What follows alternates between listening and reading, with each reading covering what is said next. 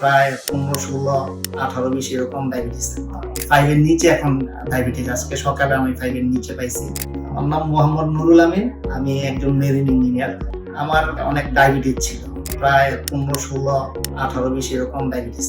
Diabetes হলে কি কি জটিলতা হতে পারে? লং টাইম আনকন্ট্রোল ডায়াবেটিসের কারণে আপনার হার্ট, লিভার, কিডনি, ব্রেইন সহ অন্যান্য ভাইটাল অর্গান মারাত্মক ক্ষতিগ্রস্ত হতে পারে। এছাড়া আজকাল মধ্যবয়স্ক ডায়াবেটিক পেশেন্টদের একটি কমন সাইড এফেক্ট হচ্ছে hormonal imbalance or sexual dysfunction. এরপর ফেসবুকে যখন দেখলাম ইডব্লিউবিলা স্টিম সেল থেরাপির মাধ্যমে ডায়াবেটিসের এই আমাদের ট্রিটমেন্ট হয়, সেটা ভালো করে জানার জন্য আমি এখানে আসি। সারপ্রাইজলি আমি 5 এর নিচে এখন ডায়াবেটিস। আজকে সকালে আমি 5 এর নিচে পাইছি।